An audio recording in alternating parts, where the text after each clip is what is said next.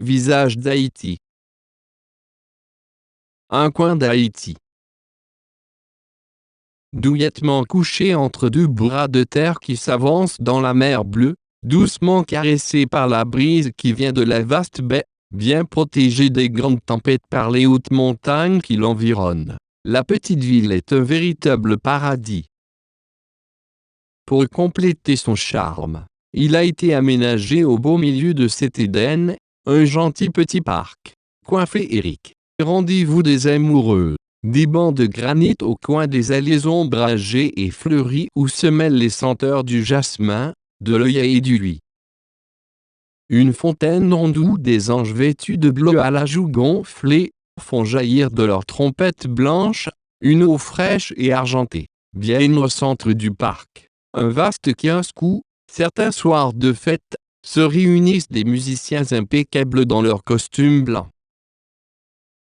Ces membres de l'orchestre philharmonique dirigé par un fils de la ville, le prestigieux Demisvar Alexis, offrent des concerts très prisés de la foule accourue en ces lieux. Dominant le tout, la colonne de marbre érigée à la mémoire d'un des présidents de la République. La petite ville est très fière d'avoir donné 2 présidents à la nation, Philippe Guerrier et Nissage Saget. Philippe Guerrier, l'un des grands soldats qui avait combattu pour l'indépendance du pays fut, sous le règne de l'empereur Faustin Soulouque, nommé duc de l'Avancée.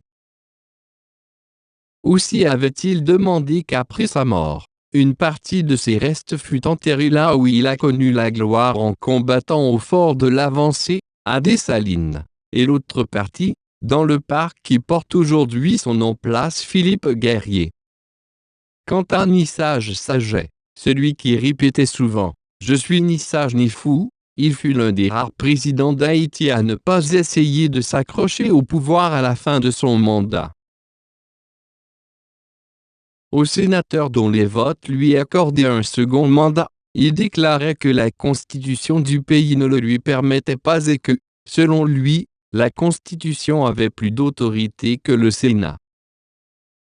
Une belle rue de la cité porte son nom.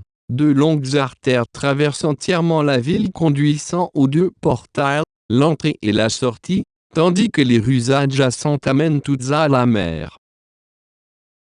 Partant du parc, la rue dite de l'église conduit à un majestueux édifice à allure de cathédrale du haut duquel une grande horloge, à l'instar du vénéré Big Ben de Londres, distillera toute la ville. Également de là-haut, le carillon des 3 grandes cloches dénommées Marie, Joseph et Marc, fait l'émerveillement des fidèles.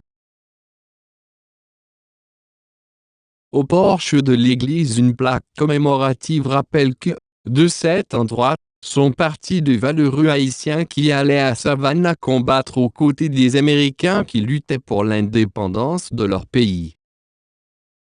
De l'autre côté du parc, face à la rue de l'église et comme pour la prolonger, se dresse l'aqueduc qui conduit au quai, vers les splendeurs de la mer, à cet inoubliable quai, le wharf, comme nous disions en ce temps-là.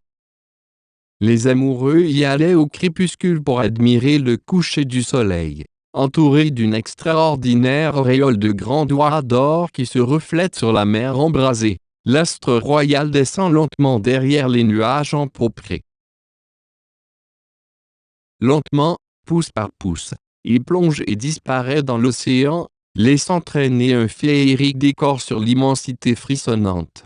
Chaque soir de beau temps, le magnifique scénario se répète. On sent se lasser, toujours fidèles au rendez-vous. Les amoureux viennent y assister.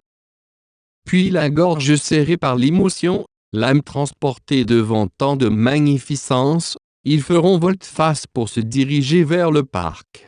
Là, assis sur un banc, main dans la main, ils se rediront pour la 1000e fois leur chanson d'amour.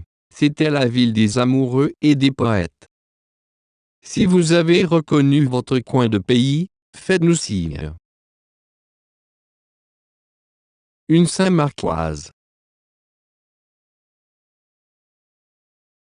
Extrait du bulletin Visage d'Haïti, par Philippe de Zinor, http://